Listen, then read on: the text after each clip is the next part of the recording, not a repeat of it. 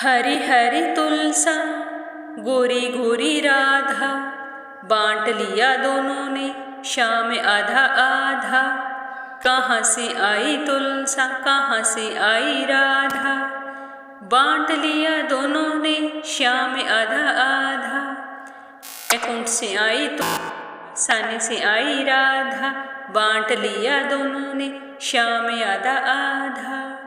कहाँ से आई तुलसा कहाँ से आई राधा, बांट लिया दोनों ने शाम आधा आधा। विवाह करे तुलसा प्रेम करे राधा, बांट लिया दोनों ने शाम आधा आधा। कहाँ छोड़ी तुलसा कहाँ छोड़ी राधा, बांट लिया दोनों ने शाम आधा आधा। कहाँ से आई तुलसा कहाँ से आई राधा, साथ राखी तुलसा साथ छोड़ा राधा का, बांट लिया दोनों ने शाम आधा आधा। बोलो तुलसी माता की जय हो। ओम नमः शिवाय। हर हर महादेव। आज कार्तिक माह के कृष्ण पक्ष की एकादशी तिथि और शुक्रवार है। इस दिन व्रत रखकर श्री हरि विष्णु भगवान और माँ लक्ष्मी की पूजा करने से सारे पापों का नाश होता है, साथ ही धन धान्य की प्राप्ति होती है। और आज ही सुबह 11:12 से द्वादशी तिथि की शुरुआत हो जाएगी। कार्तिक माह के कृष्ण पक्ष में आने वाली इस द्वादशी को गोवत्स द्वादशी के नाम से जाना जाता है। इस दिन महिलाएं संतान प्राप्ति और संतान की लंबी आयु के लिए व्रत रखकर गौ माता और उसके बछड़े की पूजा करती है और यह पूजा प्रदोष काल में की जाती है। तो गोवत्स द्वादशी का पावन पर्व आज ही मनाया जाएगा। शुभारंभ करते हैं आज की कथा का। गणेश जी भगवान की जय हो। पौराणिक कथाओं के अनुसार एक गांव में एक बुढ़िया रहती थी। उस बुढ़िया के पति की मृत्यु हो चुकी थी। वह अपने बेटे और बहू के साथ रहती थी। उसकी बहू मंद बुद्धि की थी, जो अपनी भूख बर्दाश्त नहीं कर पाती थी और हमेशा कुछ न कुछ खाती ही रहती थी। उसका ध्यान स्नान और पूजा पाठ में बिल्कुल भी नहीं था।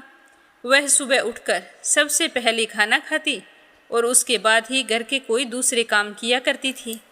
तो उसकी सास यह देखकर बहुत ही दुखी रहती थी। उसने अपने बहू को कई तरह से समझाने की कोशिश की कि बेटा, सुबह पहले उठकर स्नान करो, उसके बाद पूजा पाठ करो, फिर उसके बाद ही कुछ खाना पीना चाहिए। लेकिन वो अपनी सास की एक भी नहीं मानती। कहती कि मुझे तो बहुत भूख लगती है, अगर मैं थोड़ी देर ही कुछ ना खाऊं तो मेरे प्राण निकल जाएंगे। तो एक दिन उसकी सास को अपने घर पर पूजा करवानी थी।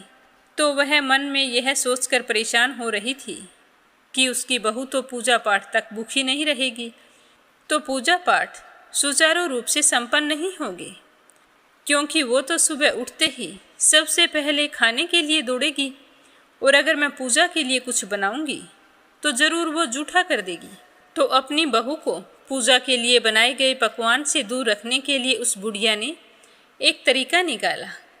पूजा वाला दिन आया तो सुबह उसने एक मटका लिया, उसके नीचे एक छोटा सा छेद कर दिया और फिर उसी मटके को अपनी बहू को देकर कहने लगी कि बहू, आज हमारे घर में पूजा है, इसीलिए खाना खाने से पहले एक मटका पानी ले आओ और आते ही भोजन कर लेना।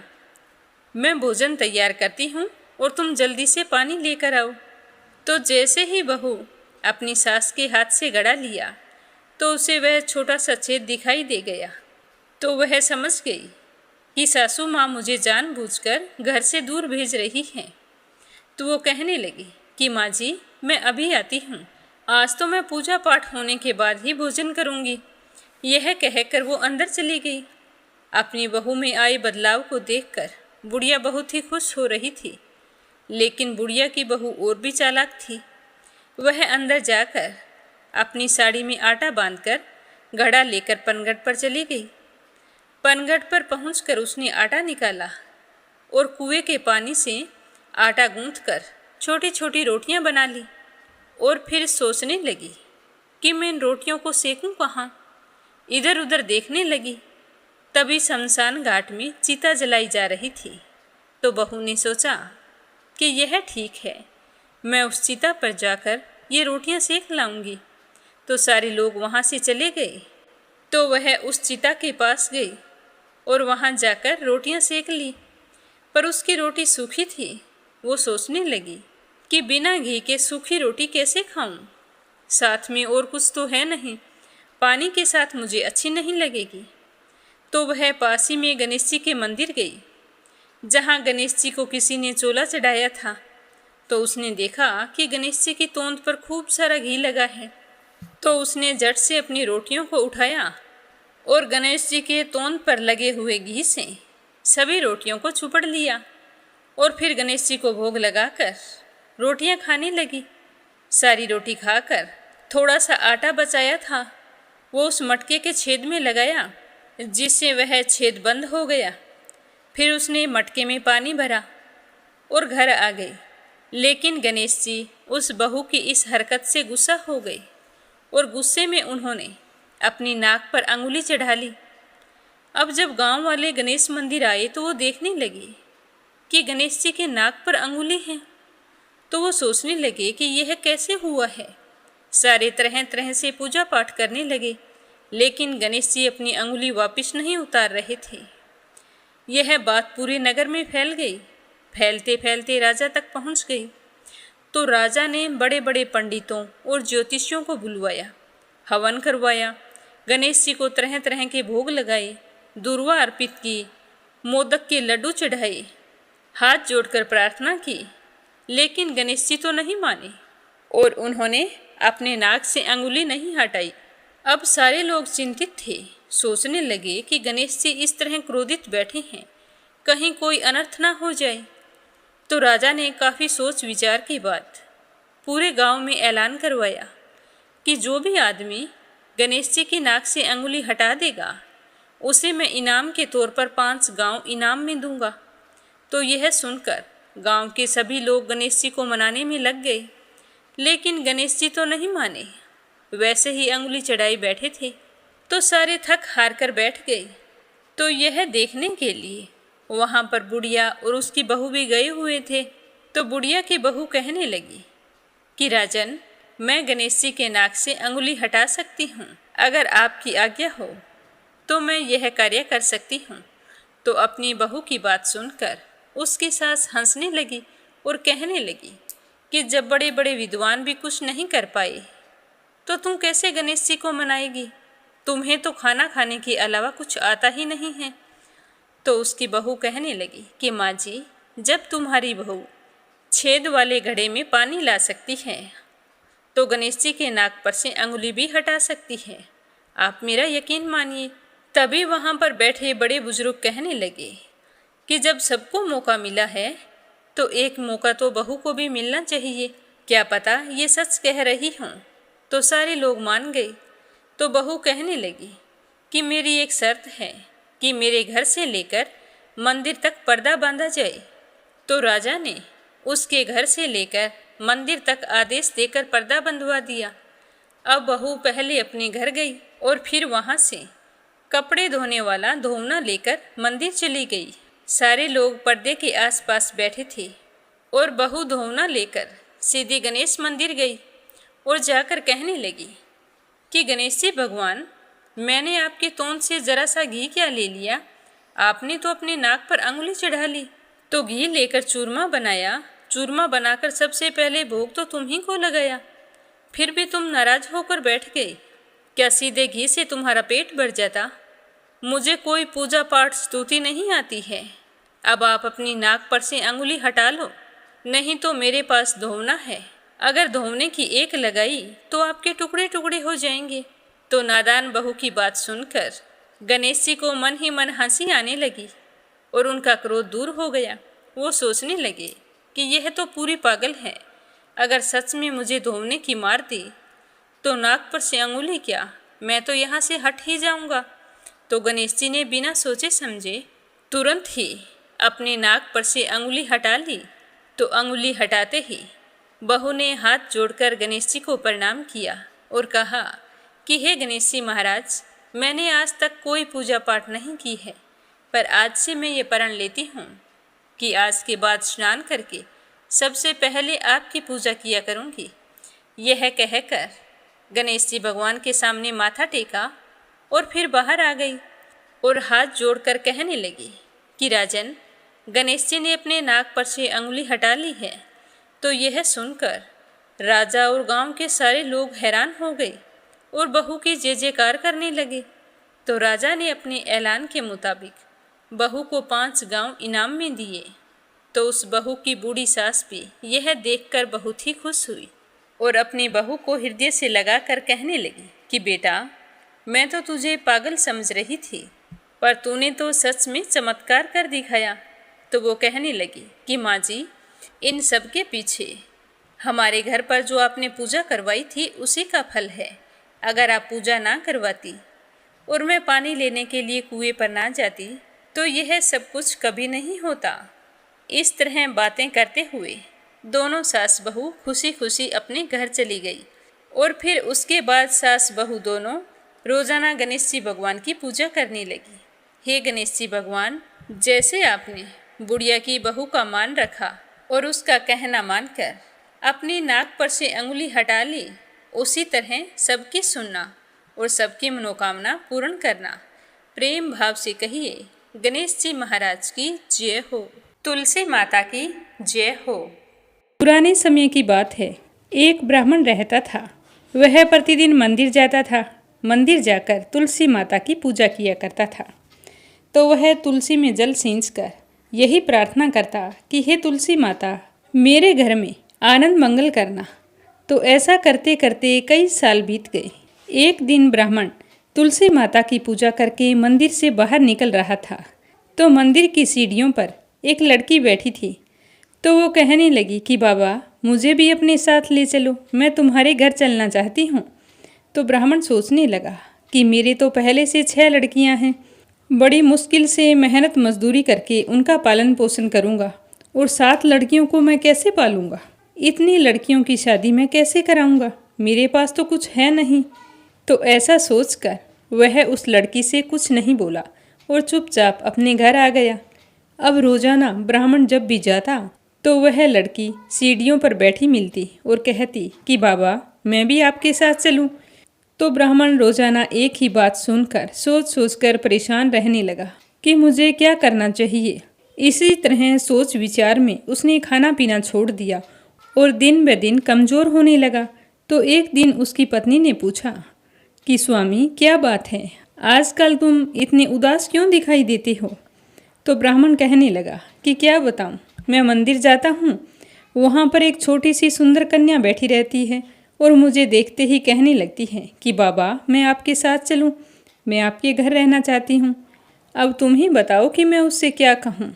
हमारे पहले से घर में 6 बेटियाँ हैं।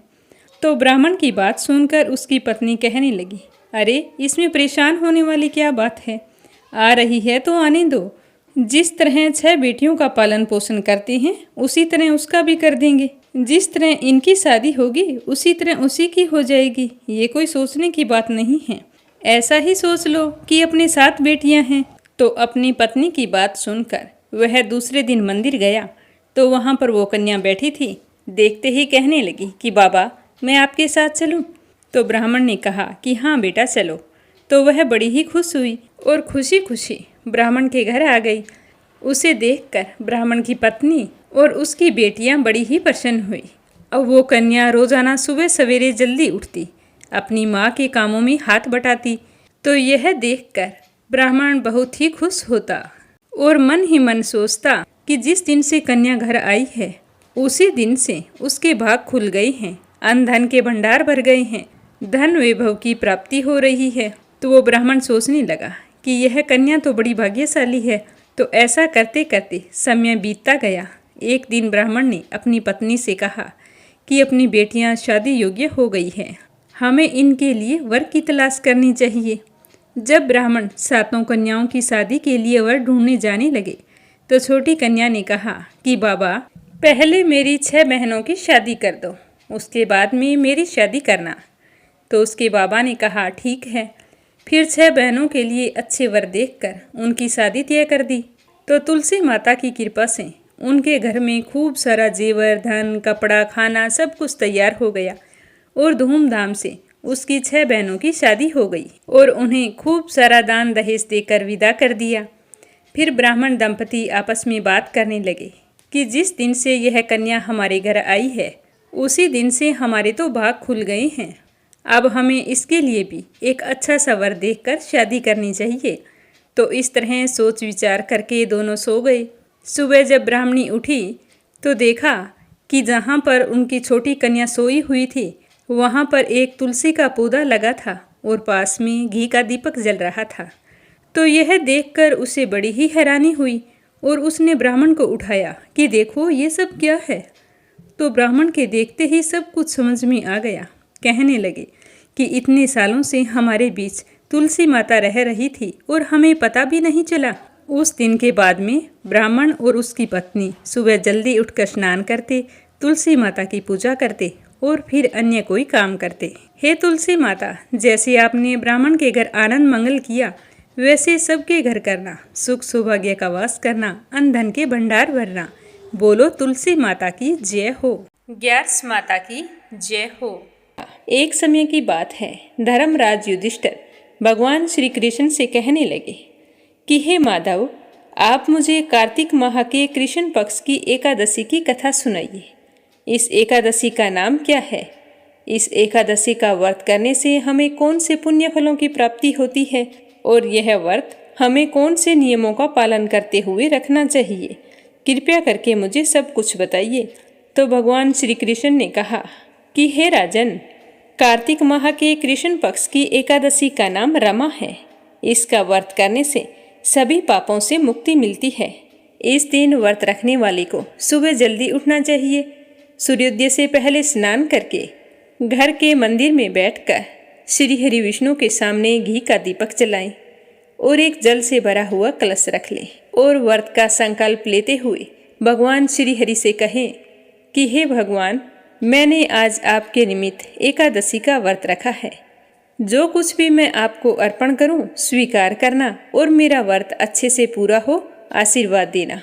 यह कहकर भगवान को भोग लगाएं। भोग के अंदर तुलसी दल अवश्य शामिल करना चाहिए। उसके बाद में ओम नमो भगवते वासुदेवाय मंत्र का 108 बार जाप करें। तत्पश्चात एकादशी की व्रत कथा सुने। कथा सुनने के बाद में आरती करते हुए पूजा पाठ का समापन करें। फिर पूरा दिन मन ही मन श्री हरि विष्णु का स्मरण करते रहें। शाम के समय तुलसी के समक्ष घी का दीपक जलाएं और पूरी रात श्री हरि विष्णु का जागरण करते हुए बिताएं। दूसरे दिन ब्राह्मणों को भोजन करवाकर यथासंभव दान दक्षिणा देकर उन्हें प्रसन्नचित मन से विदा करें। उसके बाद ही अपने व्रत का पालन करना चाहिए। ऐसा करने से श्री हरि की कृपा अपने भक्तों पर बरसती है। अब मैं तुम्हें रमा एकादशी की कथा सुनाता हूँ। ध्यान पूर्वक सुनना। हे राजन, आदिकाल में मुचुकुंद नाम का एक राजा राज्य करता था। उसकी इंद्र के साथ मित्रता थी और साथ ही यम, कुबेर, वरुण और विभीषण भी उसके मित्र थे। यह राजा बड़ा ही धर्मात्मा, विष्णु भक्त और न्याय के साथ राज करता था। उस राजा की एक कन्या थी जिसका नाम चंद्रभागा था। समय के साथ कन्या विवाह योग्य हो गई तो राजा ने अपनी कन्या का विवाह चंद्रसेन के पुत्र शोभन के साथ कर दिया। तो दोनों हंसी खुशी अपना जीवन व्यतीत कर रहे थे। एक समय कार्तिक के महीने में चंद्रभागा अपने पिता के घर आई थी और साथ में शोभन भी आया हुआ था। उन्हीं दिनों पुण्यदायिनी रमा एकादशी आने वाली थी। जैसे जैसे व्रत का दिन समीप आ रहा था तो चंद्रभागा के मन में सोच उत्पन्न हो रहा था कि मेरे पति अत्यंत दुर्बल हैं, वो व्रत नहीं रख सकते और मेरे पिताजी की आज्ञा बहुत ही कठोर है। वो किसी तरह इजाज़त नहीं दे सकते कि वो व्रत ना रखें, तो व्रत तो रखना पड़ेगा। तो जैसे ही 10वीं की तिथि आई तो राजा ने ढोल बजवाकर सारे राज्य में यह घोषणा करवा दी कि एकादशी को कोई भी भोजन नहीं करेगा।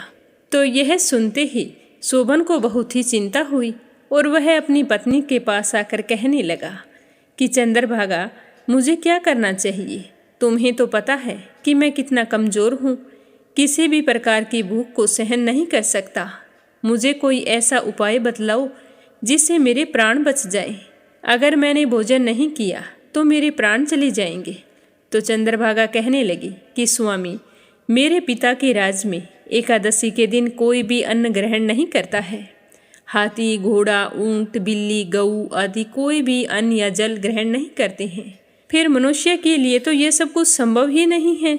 तो मैं क्या कह सकती हूँ? अगर आप व्रत नहीं रख सकते हैं तो कोई दूसरी जगह पर चले जाइए। अगर आपको यहाँ रहना है तो मेरे पिताजी की आज्ञा का पालन करना पड़ेगा और आपको एकादशी का व्रत रखना होगा। तो चंद्रभागा की बात सुनकर शोभन कहने लगा कि हे प्रिय, मैं व्रत अवश्य करूँगा। जो भाग्य में होगा वह देखा जाएगा। तो शोभन ने रमा एकादशी का व्रत रख लिया।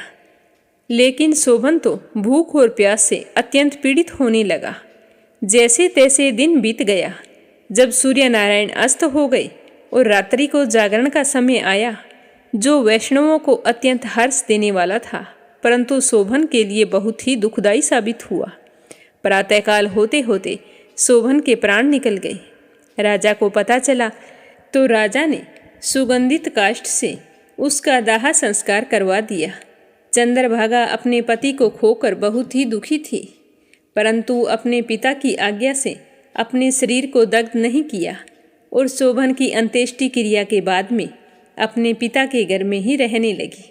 उधर शोभन को रमा एकादशी का व्रत करने से मंदराचल पर्वत पर धन धान्य से युक्त, स्त्रियों से रहित एक सुंदर देवपुर प्राप्त हुआ, जो बहुत ही सुंदर हीरे मोती जड़े सोने के खंभों पर निर्मित अनेक प्रकार की स्फटिक मणियों से सुशोभित भवन, बहुमूल्य वस्त्र आभूषणों तथा छत्तर व चंवर से विभूषित, गंधर्व और अप्सराओं से युक्त सिंहासन पर आरूढ़ ऐसा शोभायमान हो रहा था जैसे दूसरा इंद्र विराजमान हो। ऐसा करते करते समय बीतता गया।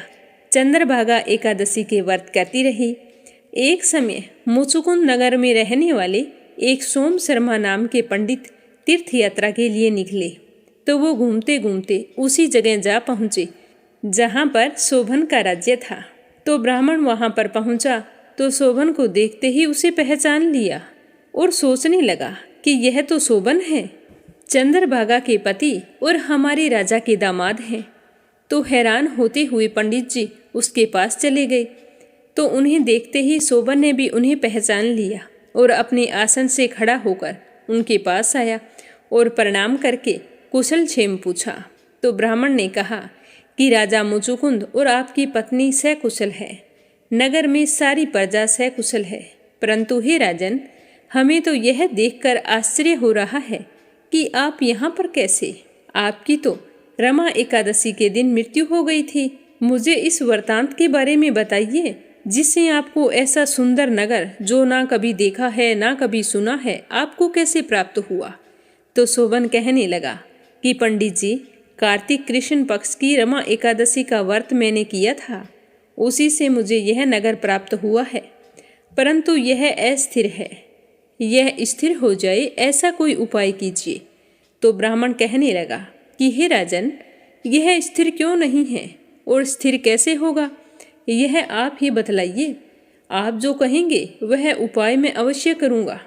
मेरी इस बात को आप मिथ्या ना समझिए। तो शोभन ने कहा कि मैंने इस व्रत को श्रद्धा रहित होकर किया है, इसीलिए यह सब कुछ अस्थिर है। यदि आप मुचुकुंद की कन्या चंद्रभागा को यह सारा वृतांत बताएं तो शायद यह स्थिर हो सकता है।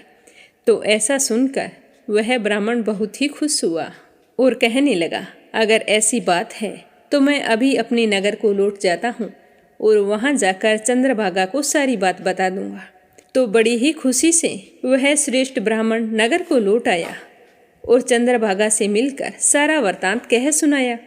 तो पंडित जी के वचन सुनकर चंद्रभागा बड़ी ही प्रसन्न हुई और ब्राह्मण से कहने लगी कि हे ब्राह्मण देवता, ये बातें आपने प्रत्यक्ष देखी हैं क्या, या फिर कोई सपना आया था? तो ब्राह्मण कहने लगा कि हे पुत्री, मैंने महावन में तुम्हारे पति को प्रत्यक्ष देखा है, साथ ही किसी से विजय ना हो ऐसा देवताओं के नगर के समान उनका नगर देखा है। उन्होंने यह भी कहा है कि यह नगर स्थिर नहीं है। जिस प्रकार वह स्थिर हो वह उपाय करना चाहिए, और मुझे ये सारी बातें तुम्हें बताने के लिए बोला है। तो चंद्रभागा अत्यंत हर्ष के साथ कहने लगी कि हे विपर, तुम मुझे वहाँ ले चलो। मुझे मेरे पति देव के दर्शन करने की तीव्र लालसा है। मैं अपने किए हुए पुण्य से उस नगर को स्थिर बना दूंगी। आप ऐसा कार्य कीजिए जिससे उनका हमारा संयोग हो, क्योंकि वियोगी को मिला देना ही महान पुण्य होता है। सोम शर्मा यह बात सुनकर राजा से आज्ञा ली और चंद्रभागा को लेकर मंदराचल पर्वत के समीप वामदेव ऋषि के आश्रम पर गई। वामदेव ने सारी बात सुनकर वेद मंत्रों के उच्चारण से चंद्रभागा का अभिषेक कर दिया। तब ऋषि के मंत्र के प्रभाव और एकादशी के व्रत से चंद्रभागा का शरीर दिव्य हो गया और वह दिव्य गति को प्राप्त हुई। इसके बाद बड़ी प्रसन्नता के साथ अपने पति के पास गई तो अपनी प्रिय पत्नी को आते देखकर शोभन की खुशी का कोई ठिकाना नहीं रहा और उसने उसे बुलाकर अपनी बाईं तरफ बिठा लिया। चंद्रभागा कहने लगी कि हे प्राणनाथ, आप मेरे पुण्य को ग्रहण कीजिए।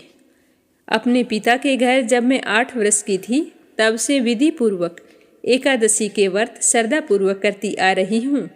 इसी पुण्य प्रताप से आपका यह नगर स्थिर हो जाएगा तथा समस्त कर्मों से युक्त होकर प्रलय के अंत तक रहेगा।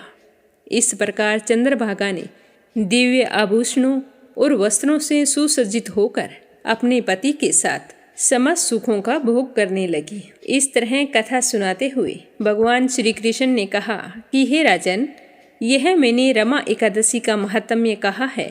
जो मनुष्य इस व्रत को करते हैं और इस महात्म्य को सुनते हैं, उनके ब्रह्म हत्या आदि पाप नष्ट हो जाते हैं। कृष्ण और शुक्ल पक्ष दोनों की एकादशियां समान हैं। इनमें कोई भेदभाव नहीं है। दोनों एकादशियां समान फल देती है। जो मनुष्य इस महात्म्य को पढ़ते हैं, सुनते हैं या सुनाते हैं, वे सारे पापों से छूटकर विष्णु लोक को जाते हैं। बोलो विष्णु भगवान की जय हो। विष्णु भक्त गजराज की जय हो। क्षीर सागर में एक त्रिकुट नाम का एक प्रसिद्ध और श्रेष्ठ पर्वत था। उस पर्वत की ऊंचाई आसमान को छूती थी। उसकी लंबाई चौड़ाई भी काफ़ी दूर तक फैली हुई थी। उस पर्वत के 3 शिखर थे। पहला सोने का, दूसरा चांदी का और तीसरा लोहे का था। इन तीनों की चमक से समुद्र, आकाश और दिशाएं जगमगाती रहती थी।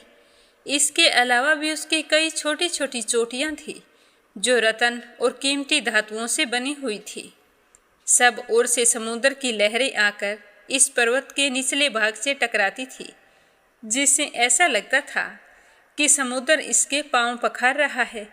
पर्वत की तलहटी में तरह तरह के जानवर बसेरा बनाए हुए थे।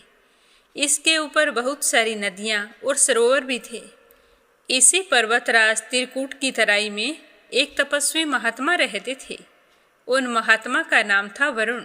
महात्मा वरुण ने वहाँ पर एक बहुत सुंदर सा बगीचा बनाया था और उस बगीचे के अंदर अपनी कुटिया बना रखी थी। उस बगीचे का नाम ऋतुमान था।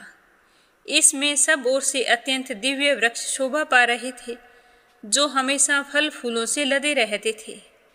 इस बगीचे के अंदर एक छोटा सा सरोवर भी था जिसमें सुंदर सुंदर कमल के फूल खिले रहते थे तथा नाना प्रकार के कुमुद, उत्पल, शतदल कमल अपनी अनूठी छटा बिखराते रहते थे।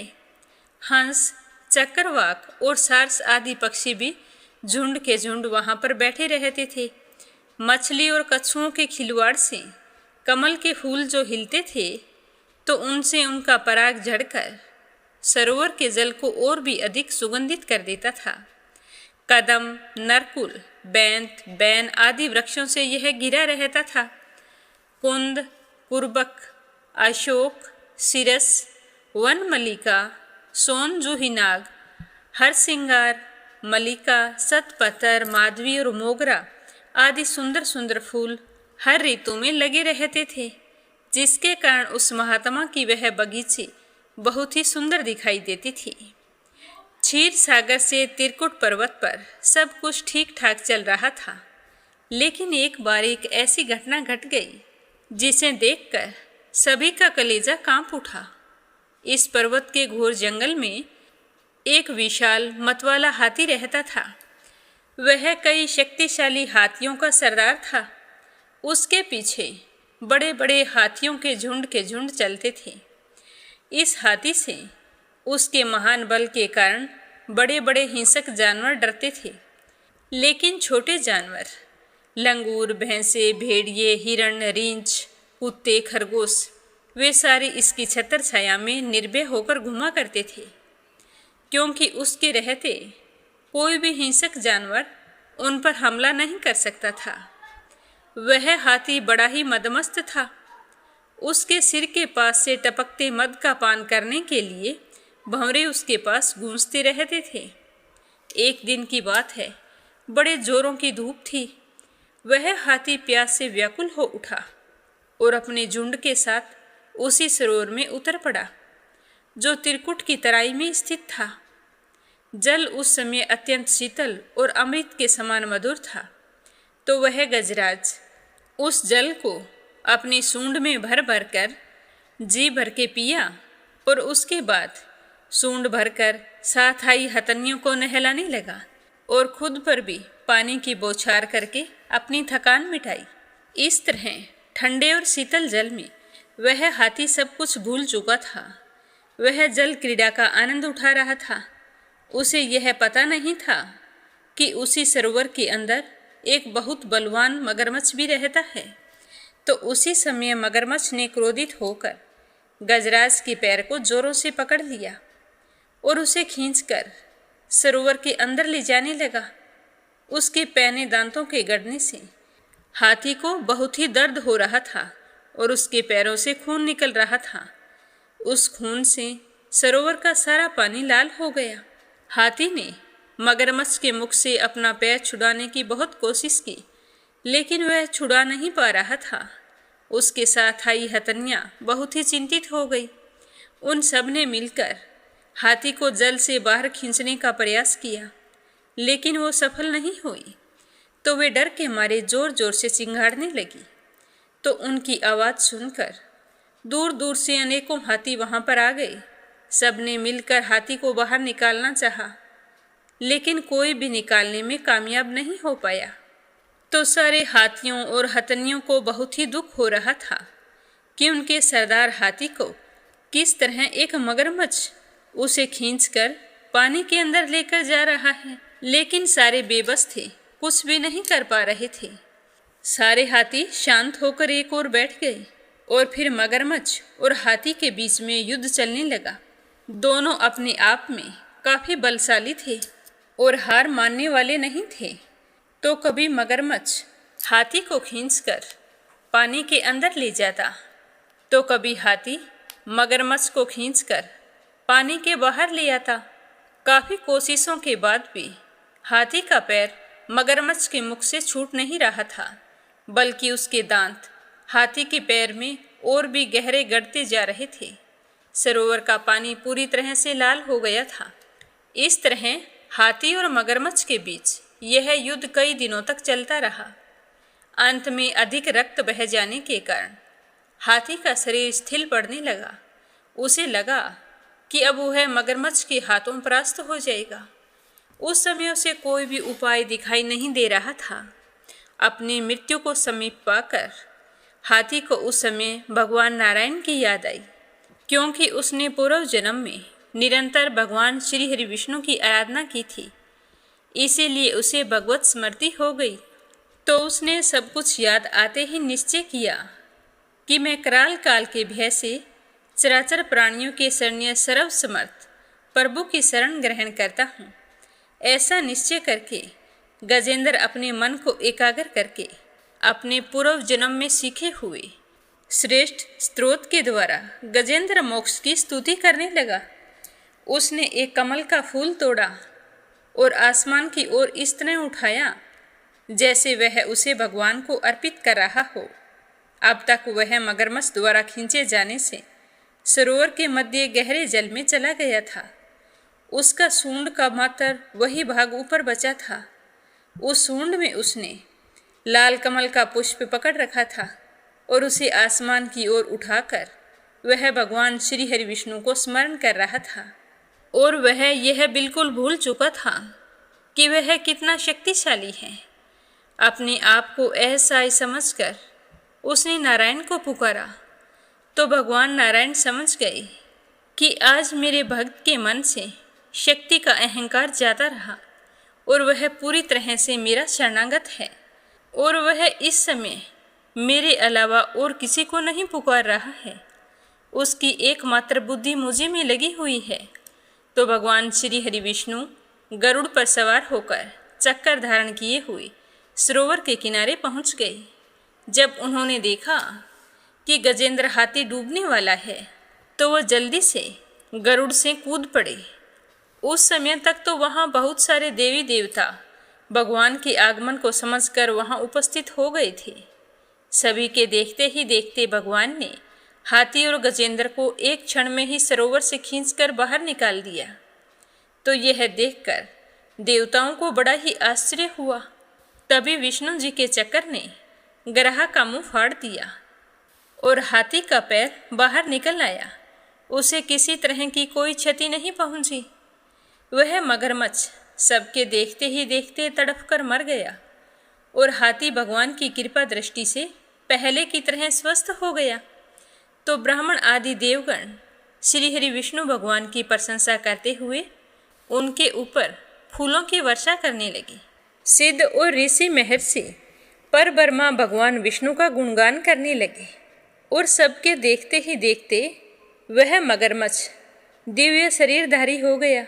उसने भगवान विष्णु के चरणों में अपना सिर रखकर प्रणाम किया और भगवान विष्णु के गुणों की प्रशंसा करने लगा।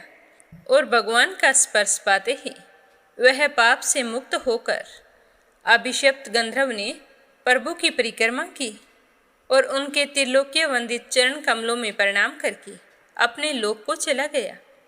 भगवान विष्णु ने हाथी का उद्धार करके उसे अपना पार्षद बना लिया।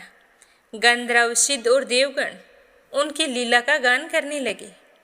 गजेंद्र की स्तुति से प्रसन्न होकर भगवान विष्णु ने सबके सामने कहा कि प्यारे हाथी, हे गजेंद्र, जो लोग ब्रह्म मुहूर्त में उठकर तुम्हारी की हुई स्तुति से मेरा स्तवन करेंगे उन्हें मैं मृत्यु के समय निर्मल बुद्धि का दान करूंगा।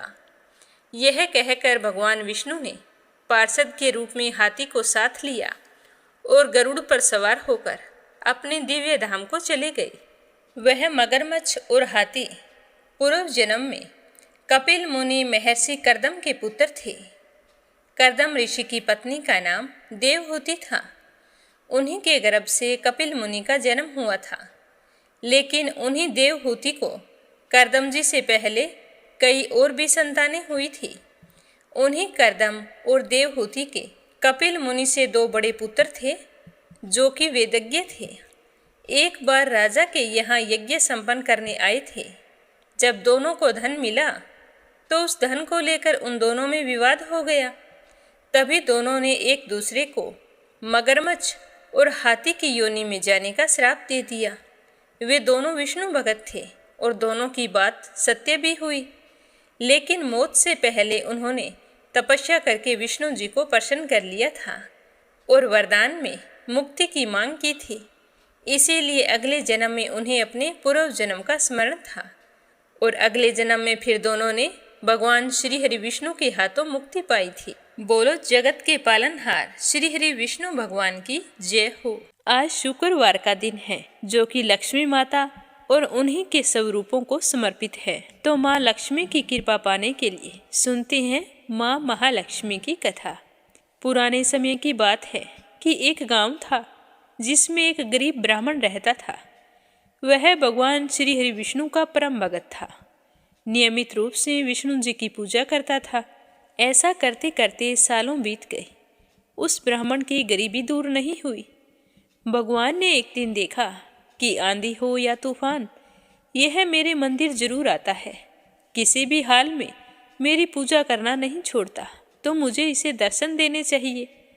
तो दूसरे दिन जैसे ही ब्राह्मण सुबह स्नान आदि करके विष्णु जी के मंदिर पूजा पाठ करने के लिए गया, जैसे ही उसने पूजा पाठ समाप्त की तो भगवान श्री हरि विष्णु उस ब्राह्मण की पूजा से प्रसन्न होकर उसे दर्शन देकर वरदान मांगने को कहा। तो वह ब्राह्मण साक्षात भगवान के दर्शन पाकर बहुत ही प्रसन्न हुआ और हाथ जोड़कर प्रणाम करके कहने लगा कि हे विष्णुदेव, अगर आप मुझसे खुश हैं तो मुझे यह आशीर्वाद दें कि लक्ष्मी जी का निवास मेरे घर में हो। मैं अपने घर के सदस्यों को देखकर बहुत ही परेशान रहता हूँ, क्योंकि मुझसे उनकी ज़रूरतें पूरी नहीं होती। चाहे कितना भी काम करूँ, 2 वक्त का गुजारा मुश्किल से हो पाता है।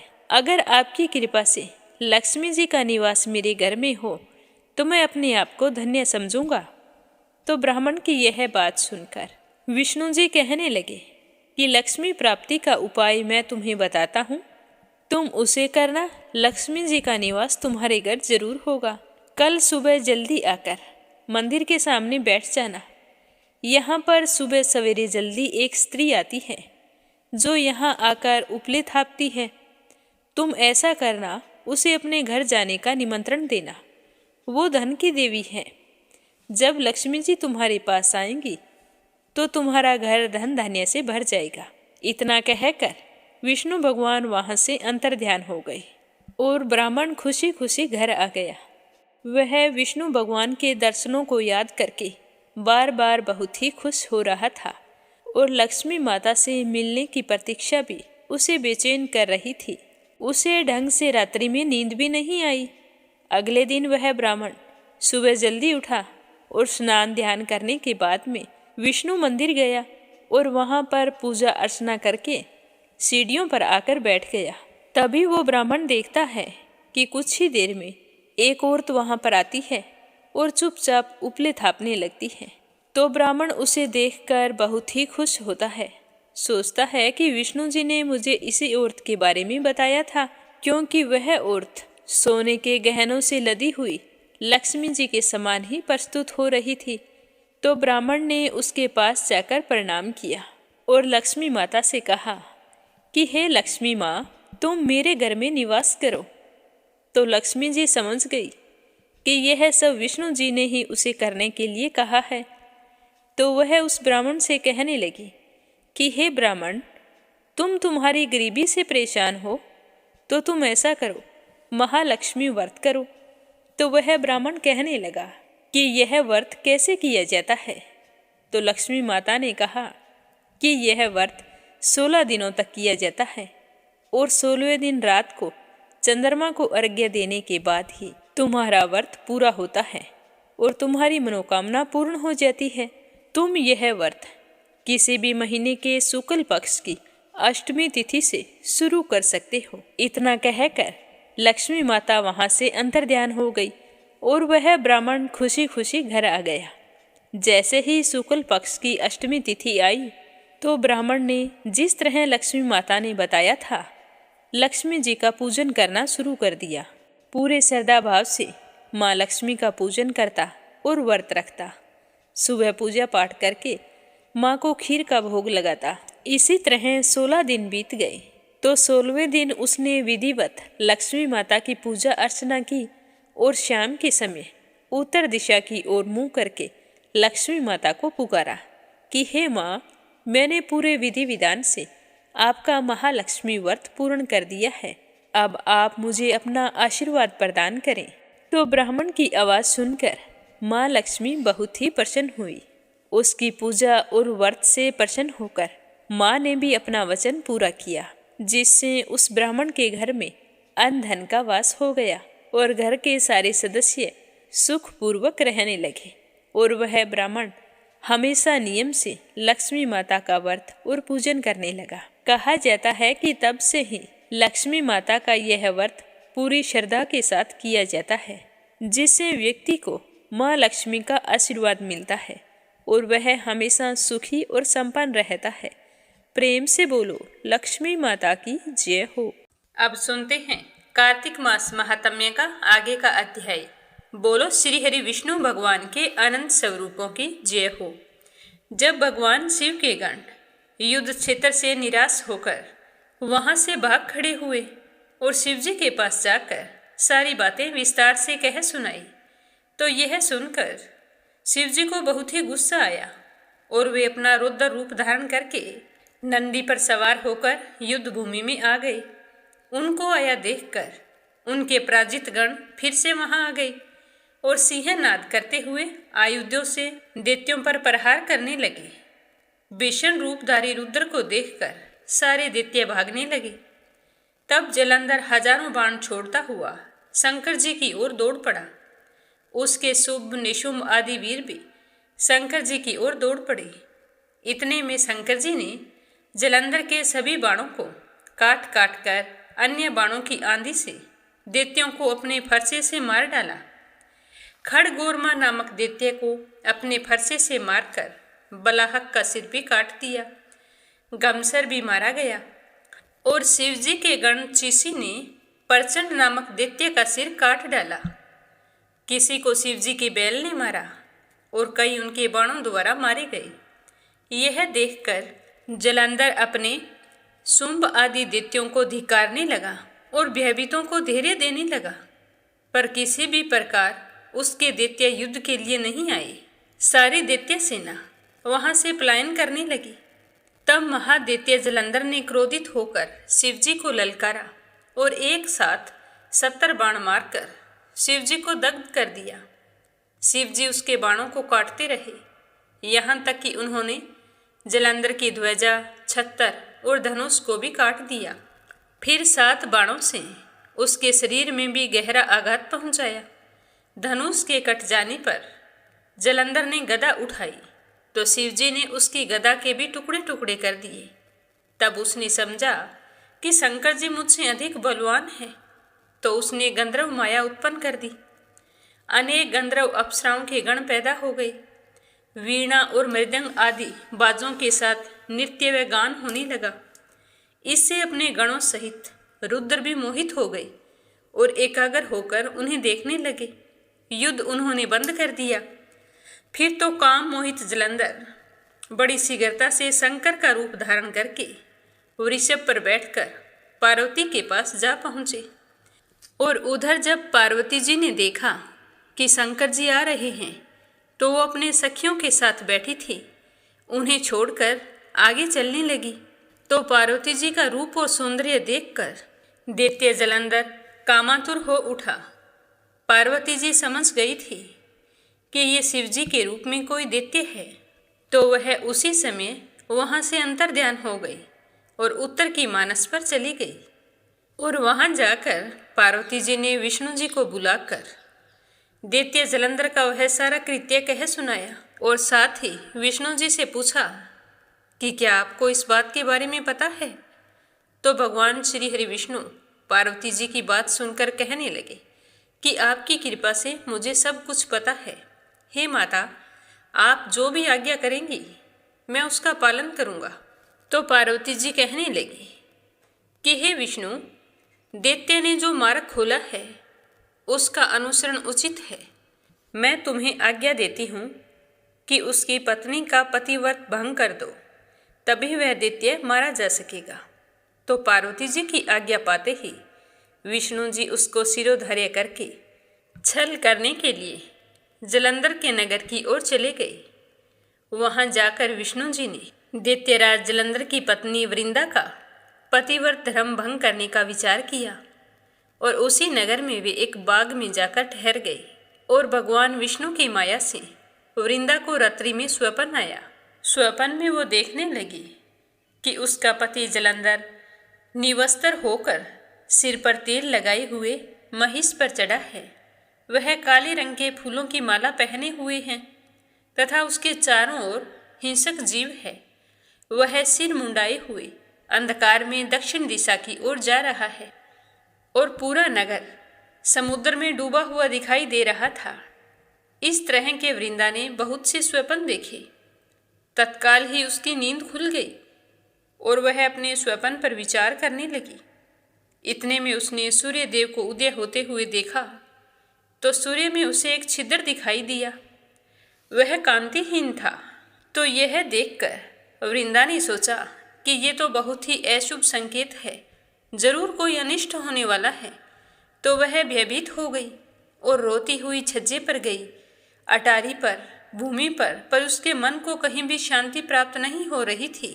उसने घूम घूम कर सारे महल में देख लिया, लेकिन उसके मन को कहीं भी शांति नहीं मिल रही थी।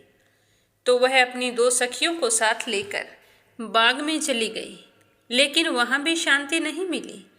तो वह वहाँ से निकलकर जैसे ही जंगल की ओर जाने लगी, तो उसे सिंह के समान 2 भयंकर राक्षस दिखाई दिए, जिससे वह भयभीत होकर भागने लगी। तो उसी क्षण एक मुनि तपस्वी वहाँ पर आ गए। उनके साथ 2 शिष्य थे। भयभीत वृंदा उन ऋषि के सामने हाथ जोड़कर रक्षा की याचना करने लगी। तो मुनि ने अपने एक ही हुंकार से उन राक्षसों को भगा दिया। वृंदा को आश्चर्य हुआ। वह भय से मुक्त होकर मुनिनाथ को हाथ जोड़कर प्रणाम करने लगी। फिर उसने मुनि से अपने पति के संबंध में उसके कुशल क्षेम का प्रश्न किया कि हे मुनिवर, मेरे पतिदेव युद्ध लड़ने गए हैं, तो आप मुझे यह बताइए कि वो कुशल मंगल तो है ना। तो वृंदा की बात सुनकर मौनी तपस्वी आंख बंद करके ध्यान लगाने लगे। उसी समय 2 वानर मुनि के समक्ष आकर हाथ जोड़कर खड़े हो गए, और ज्यों ही मुनि ने भ्रुकुटी संकेत किया, त्यों ही वे उड़कर आकाश मार्ग से चले गए। वृंदा यह चुपचाप देख रही थी। फिर वो थोड़ी ही देर में जलंधर का सिर और धड़ लेकर मुनि के सामने आ गए। तो यह देखकर वृंदा बहुत ही दुखी हुई, और अपने पति को मृत जानकर वह मूर्छित होकर पृथ्वी पर गिर पड़ी और अनेक तरह से विलाप करने लगी, और मुनि से कहने लगी कि हे कृपा निधान, आप मेरे पति को जीवित कर दीजिए। तो पतिव्रता द्वितीय पत्नी ऐसा कहकर दुखी श्वासों को लंबा लंबा छोड़ते हुए मुनीश्वर के चरणों में गिर पड़ी। तब मुनीश्वर ने कहा कि यह शिवजी द्वारा युद्ध में मारा गया है, यह जीवित नहीं हो सकता, क्योंकि भगवान शिव जिसे मार देते हैं वह कभी जीवित नहीं होता, परंतु शरणागत की रक्षा करना सनातन धर्म है। इसी कारण कृपया करके मैं इसे जीवित कर देता हूँ। यह सारी की सारी विष्णु जी की फैलाई हुई माया थी, और मुनि के रूप में साक्षात विष्णु भगवान थे। वे वृंदा के पति को जीवित करके अंतर्ध्यान हो गए। जलंधर ने उठकर वृंदा को आलिंगन किया। वृंदा भी अपने पति को जीवित पाकर अत्यंत हर्षित हुई और उसके चरण स्पर्श करके उसके साथ घर आ गई, और अब तक हुई सारी बातों को स्वप्न समझा। और फिर उसके बाद सकाम होकर बहुत दिनों तक वृंदा अपने पति जलंधर के साथ विहार करती रही। एक बार सूरत एवं संभोग काल के अंत में वृंदा को पता चल गया कि उसके साथ छल किया गया है। तो वह विष्णु जी को देखकर उन्हें ताड़ित करती हुई कहने लगी कि हे विष्णु, पराई स्त्री से गमन करने वाले, तुम्हारे शील को धिक्कार है। मैंने जान लिया है कि मायावी तपस्वी तुम ही थे। इस तरह कहकर कुपित होकर पतिव्रता वृंदा ने अपने तेज को प्रकट करते हुए भगवान विष्णु जी को श्राप दे दिया और कहने लगी कि हे विष्णु, तुमने माया से 2 राक्षस मुझे दिखाए थे। वही दोनों राक्षस किसी समय तुम्हारी स्त्री का अपहरण करेंगे, और सर्पेश्वर जो तुम्हारा शिष्य बना था यह भी तुम्हारा ही साथी रहेगा। जब तुम अपनी स्त्री के विरह में दुखी होकर विचरोगे, उस समय यही वानर तुम्हारी सहायता करेंगे। इस तरह विष्णु जी को श्राप देती हुई पतिव्रता वृंदा अग्नि में प्रवेश कर गई। पितामह आदि सारे देवता आकाश से उसका प्रवेश देख रहे थे। वृंदा के शरीर का तेज पार्वती जी के शरीर में चला गया। पतिव्रत के प्रभाव से वृंदा ने मुक्ति प्राप्त की। बोलो विष्णु भगवान की जय हो। अगली कहानी अपने सुनते हैं कि राधा रानी का नाम एक बार लेने से क्या होता है। बोलो राधा रानी की जय हो। एक समय की बात है, एक व्यक्ति था। वह एक दिन संत जी के पास गया और कहने लगा कि संत जी, मेरे एक बेटा है, वो ना तो पूजा पाठ करता है, ना ही भगवान का नाम लेता है। आप ऐसा कोई उपाय कीजिए कि उसका मन भगवान में लग जाए। भगवान के प्रति थोड़ी बहुत श्रद्धा तो सभी में होनी चाहिए। तो उसकी बात सुनकर संत जी ने कहा कि बेटा, तुम ठीक कह रहे हो, हर मनुष्य का मन भक्ति में जरूर होना चाहिए। तुम ऐसा करना, कल तुम्हारे बेटे को मेरे पास लेकर आना। तो दूसरे दिन वो व्यक्ति अपने बेटे को लेकर संत जी के पास आया। तो संत जी उसके बेटे से कहने लगे कि बेटा राधे राधे बोल। तो बेटा कहने लगा, क्यों, मैं क्यों बोलूं? तो संत जी ने फिर कहा कि बेटा राधे राधे बोल। भक्ति के बारे में उसका मार्गदर्शन किया और फिर कहा कि बेटा बोल राधे राधे। तो वह अचानक से कहने लगा कि मैं क्यों बोलूं राधे राधे। तो उसके इस तरह बोलते ही संत जी ने कहा कि बेटा जब तुम मृत्यु को प्राप्त हो जाओगे और यमराज के पास जाओगे तो यमराज तुमसे पूछेंगे कि कभी भगवान का नाम लिया है, कोई अच्छा काम किया है? तब तुम कह देना कि मैंने जीवन में एक बार श्री राधा रानी के नाम को बोला है, अब तुम घर जा सकते हो। तो वो बाप बेटे घर आ गए। समय बीतता गया, उसके पिताजी की मृत्यु हो गई और वह भी अपनी सारी उम्र गुजार कर एक दिन मृत्यु को प्राप्त हो गया। मरकर जब यमराज के पास पहुंचा तो यमराज ने पूछा कि क्या कभी कोई अच्छा काम किया है?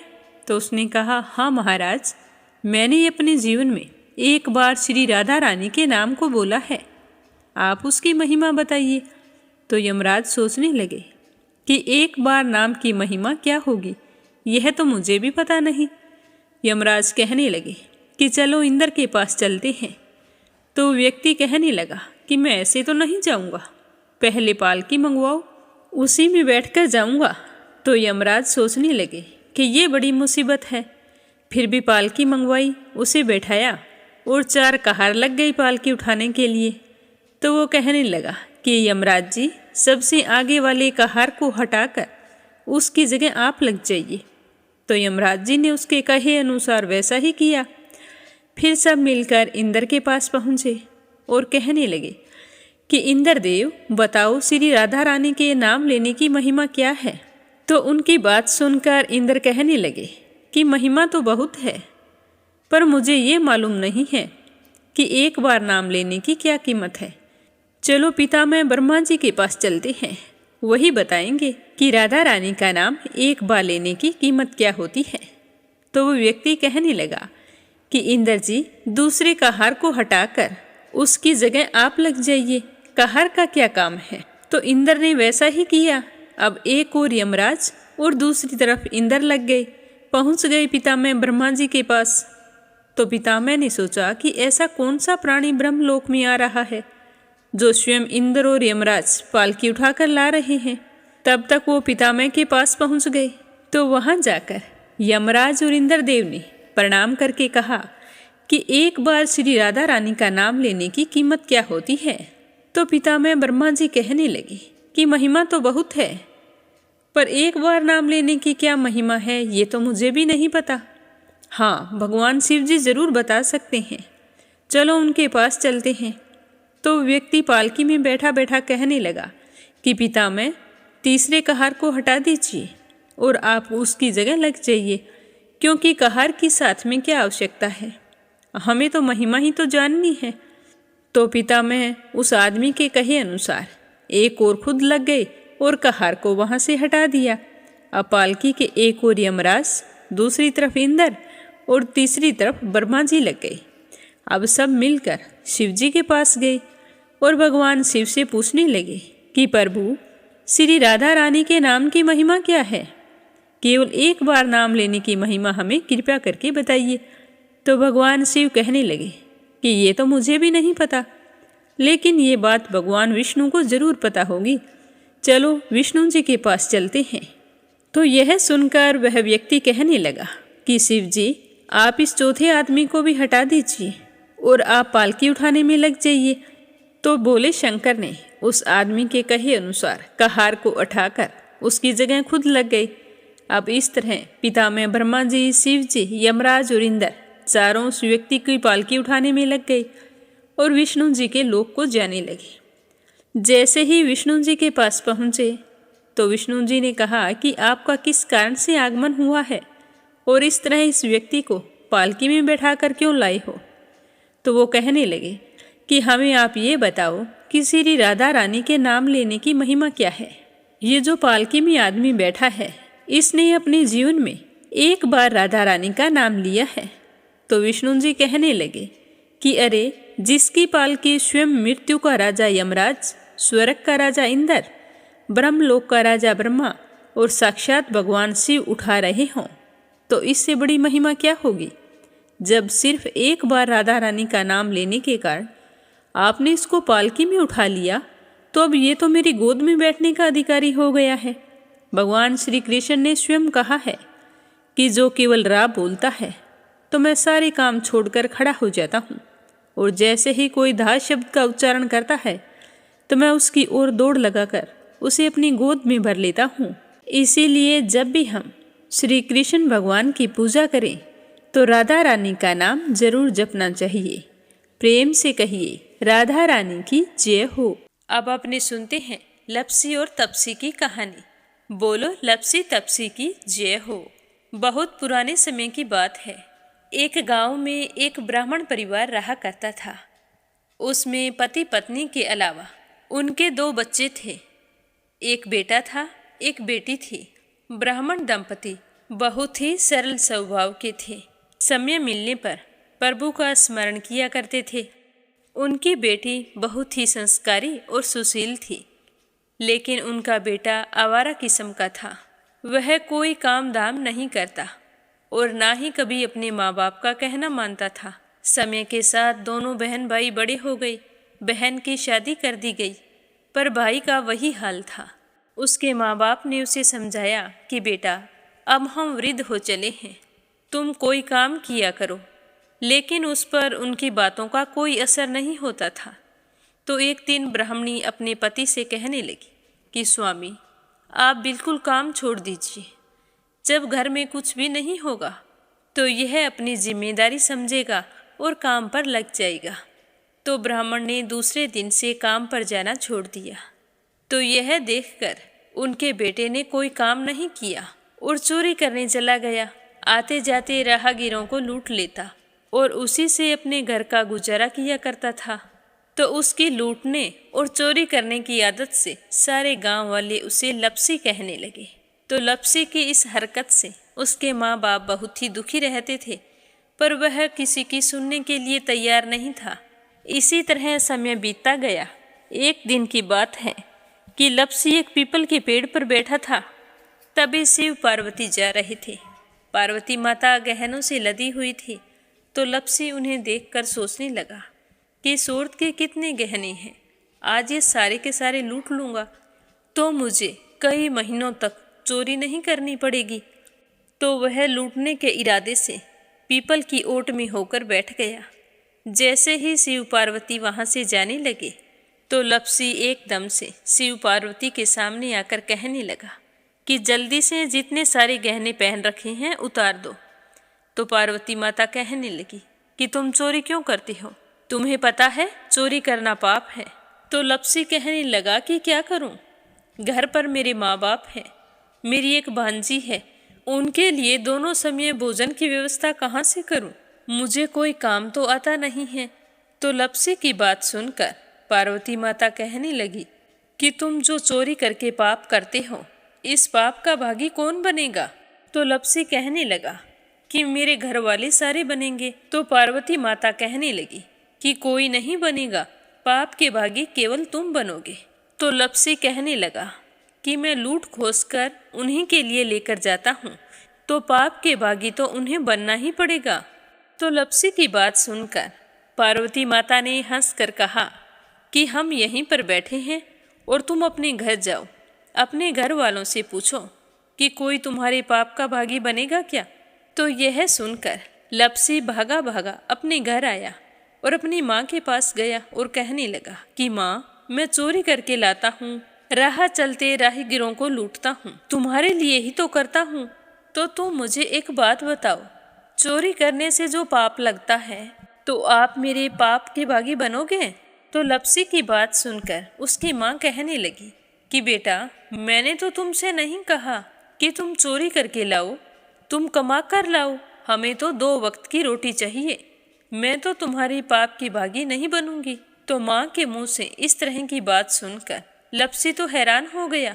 फिर वह अपने पिताजी के पास गया और जाकर कहने लगा कि पिताजी, मैं जो कुछ भी लूट खोस के लाता हूँ वो आपके लिए ही तो लाता हूँ। देखो मैंने लूट कर कितना धन इकट्ठा कर लिया है, कितने ऐशो आराम हैं तुम्हारे। अगर मैं चोरी नहीं करता तो क्या ये सब हमें मिलता? पिताजी, मैं तुमसे एक बात पूछता हूँ कि चोरी करने से पाप लगता है, तो उस पाप में आप मेरे भागीदार बनोगे क्या?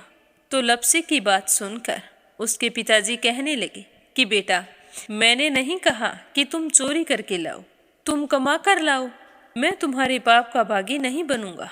तो माँ बाप के मुंह से इस तरह की बात सुनकर वह बहुत ही उदास हुआ और सोचने लगा कि मैं कितने महीनों से चोरी कर रहा हूँ, ना जाने मुझ पर कितना पाप चढ़ गया है, और ये तो बोल रहे हैं कि पाप के भागी हम नहीं बनेंगे, तो अब क्या होगा?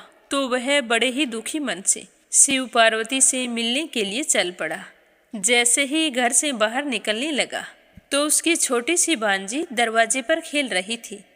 उसे पता नहीं था कि पाप पुण्य क्या होता है, तो वो कहने लगी कि मामा, पाप की भागी मैं बनूंगी। तो उसके इस तरह कहते ही लप्सी ने उसे गोद में उठाया और चल पड़ा। शिवजी भगवान और पार्वती माता के पास जाकर कहने लगा कि घर वालों ने पाप का भागी बनने से मना कर दिया है और एक यही है जो पाप की भागी बनने को तैयार है।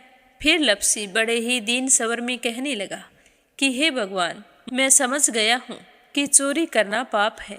आज तक जो मैंने काम किया वो बहुत ही गलत था, लेकिन अब मैं इसका प्रायश्चित करना चाहता हूँ। अब तुम ही बताओ, मुझे मेरे पापों से मुक्ति कैसे मिलेगी? तो उसकी बात सुनकर शिव पार्वती बहुत ही खुश हुए और लप्सी को कच्चे सूत का एक छोटा सा गोला देते हुए कहा कि लप्सी, ये सूत लो और इस पीपल के चारों ओर परिक्रमा लगाओ।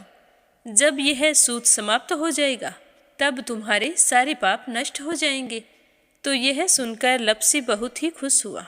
सोचने लगा कि छोटा सा गोला है, अभी लपेट कर घर चला जाऊंगा, उसके बाद में कभी कोई पाप नहीं करूंगा। फिर उसने अपनी बांजी को कंधे पर बैठाया और पीपल की परिक्रमा लगानी शुरू कर दी। अब भगवान का वह सूत खत्म कहाँ होने वाला था। लप्सी चक्कर लगाता गया पर वह सूत खत्म नहीं हुआ।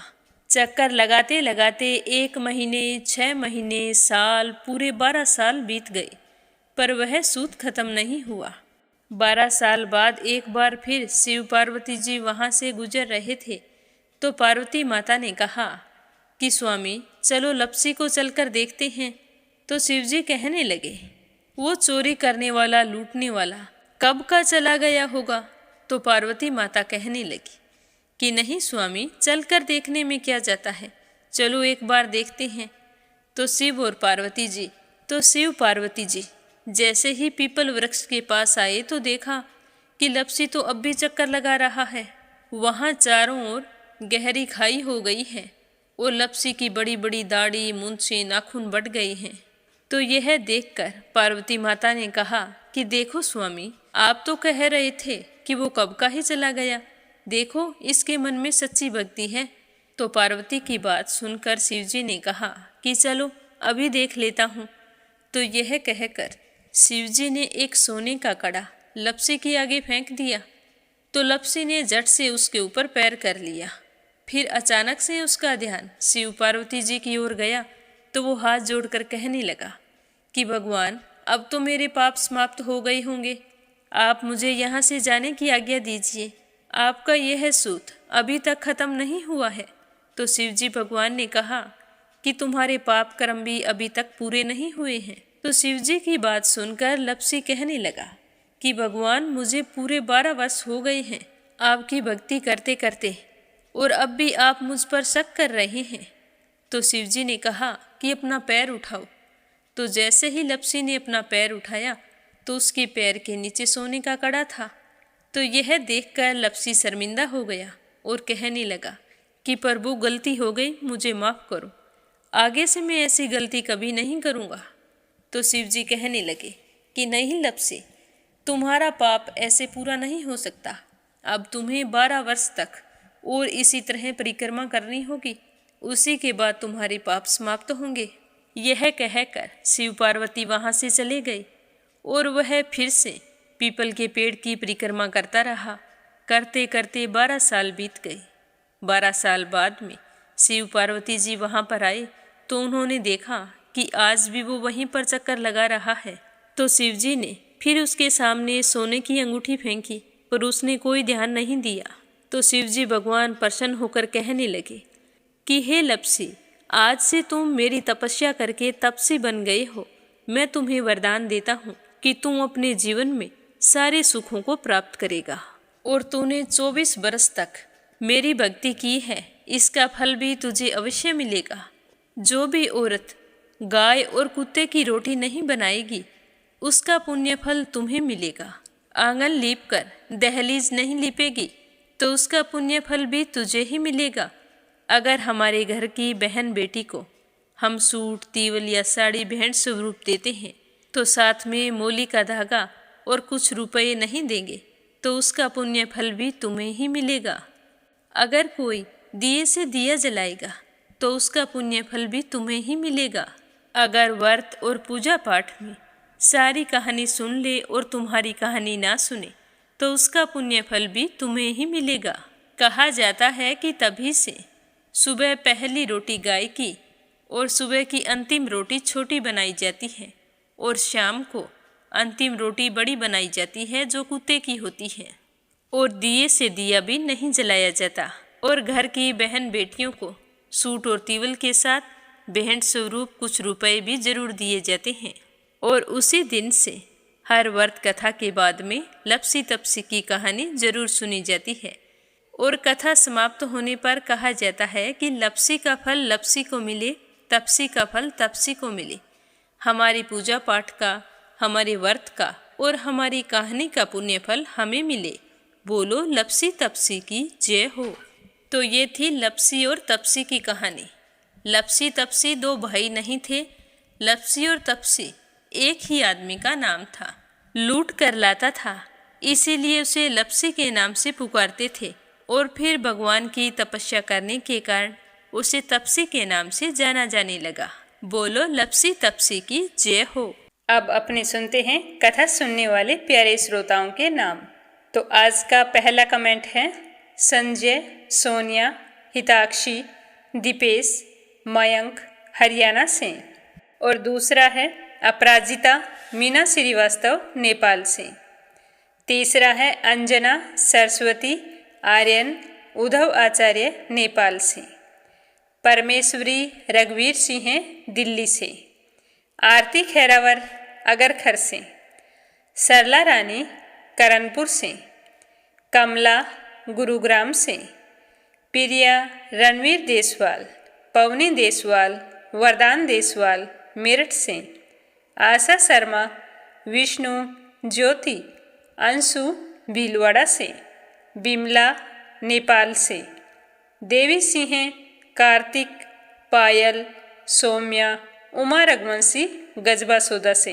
रवि सैनी, सीमा सैनी मलियाना से। रेखा धर्मेंद्र शर्मा जयपुर से। संगीता अग्रवाल, कमला देवी अग्रवाल दुलिया महाराष्ट्र से। उषा रानी बूढ़ से। यूएन तिवारी, इंदिरा तिवारी लखनऊ से।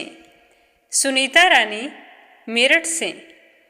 पिंकी दीक्षित, सोनम पंडित, प्राशु दीक्षित, बनी सिंह दीक्षित, कपिल दीक्षित मथुरा से। बबीता कुमारी, निहारिका कुमारी, हरीश रंजन कुमार नोएडा से। सीमा जोशी, रवि कुमार जोशी दिल्ली से। नीलम जायसवाल हैदराबाद से। बीनू मेहरा दिल्ली से। गुड़िया ठाकुर गाजियाबाद से। बीना देविका, कनिका वाशने अलीगढ़ से। मीनू वालिया दिल्ली से। सविता यादव, निहाल यादव, रीता राय बलिया से। शीला पाली से। यमलाल पांडे, पवित्रा पांडे, गौरव पांडे, गंतव्य पांडे नेपाल से। श्रीमती शर्मा अलीगढ़ से। वंदना वर्मा इंदौर से। सरोज अग्रवाल जबलपुर से।